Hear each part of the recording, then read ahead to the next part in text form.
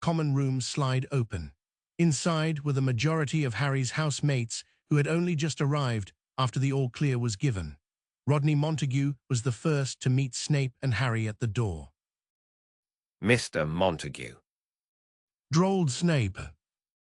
I return the last of your charges to you.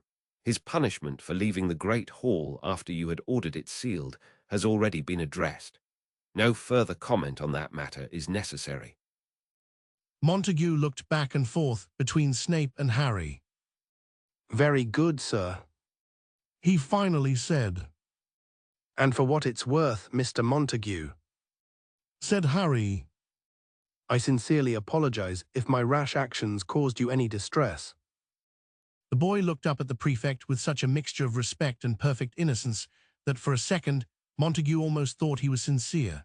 Snape exited the common room, and Montague, after looking strangely at Harry for a few seconds, rounded up the other prefects to let them know what Snape had said. Harry walked over where an anxious Theo was waiting off by himself. He warmly thanked the boy for his help and shook his hand, discreetly palming the ring back to him in the process. Theo nodded bashfully. Then Harry headed off in the direction of the first-year dorm rooms when his way was blocked by Malfoy, Crabbe, and Goyle.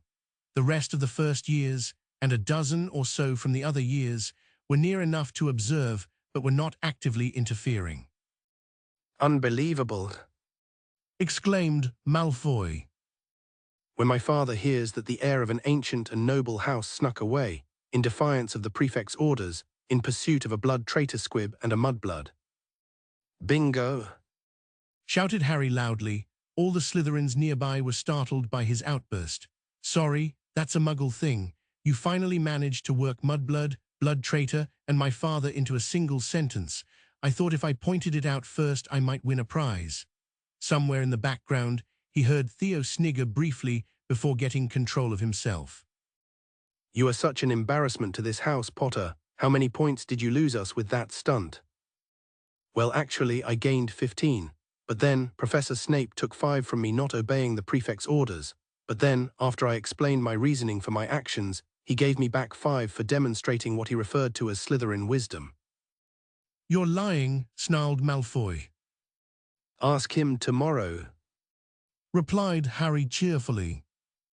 I dare you. When my father... Why are you here? Interrupted Harry with an angry shout. Draco was taken aback, and several other Slytherins moved closer to the arguing group. Because someone needs to put you in your... No, not why are you here right now annoying me. I mean, why are you in Slytherin house at all? Yes, you're a rich pureblood, so what? So is Zacharias Smith and he's a Hufflepuff. We've been in this house for 2 months and I haven't seen you display anything I'd call cunning. You're certainly not subtle. And I don't think you have any ambition beyond strutting around like a peacock flaunting the wealth and privilege you've gotten from an inheritance that you've done nothing to earn. And you talk like one of those muggle dolls that spouts pre-recorded messages if you pull a string out of its back. It's all mudblood this and blood traitor, that, and wait till my father hears. It's pathetic. Why, you filthy little half-blood! Draco furiously started fumbling for his wand. Harry's eyes lit up almost deliriously. Finally. He thought he'd gotten his wand and his holster on July 31st and spent 30 minutes every night for the next month practicing how to quick-draw it because he'd foolishly thought that such things were a factor in wand usage. When he got to Hogwarts, however, he discovered that, outside of auras and professional duelists, wizards didn't seem to care about such things.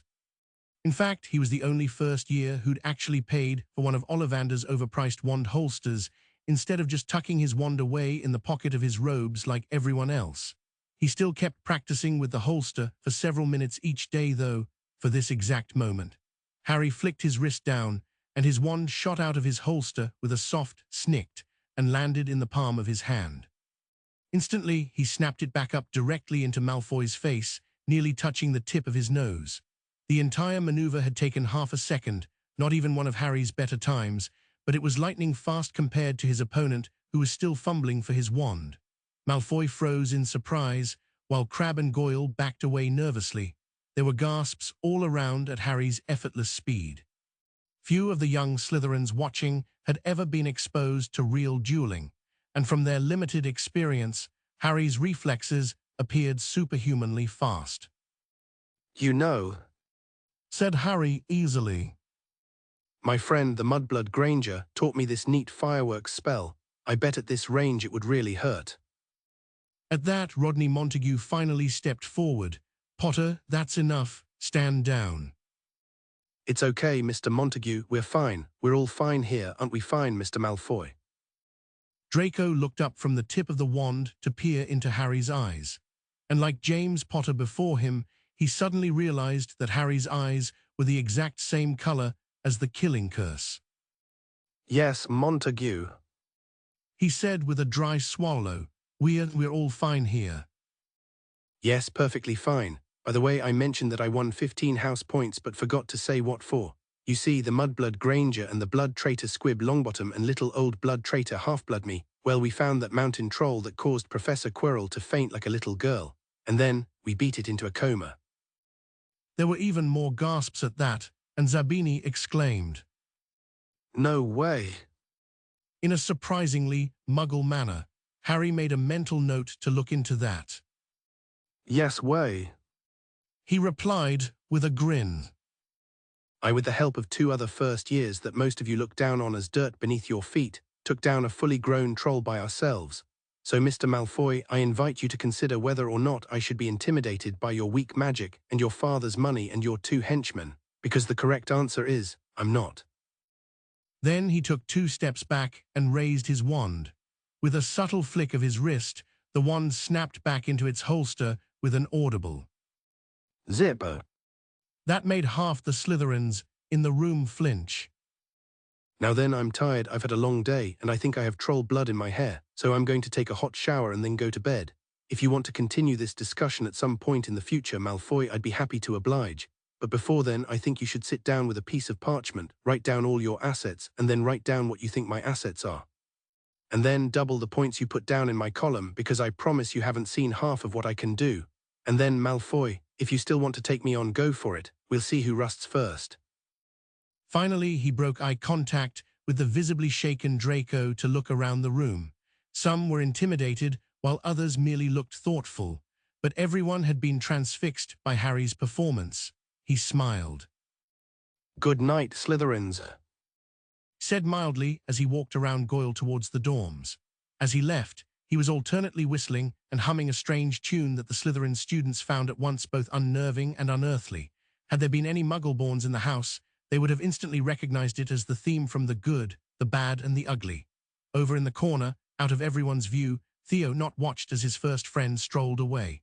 And for possibly the first time in his life, Theo grinned from ear to ear.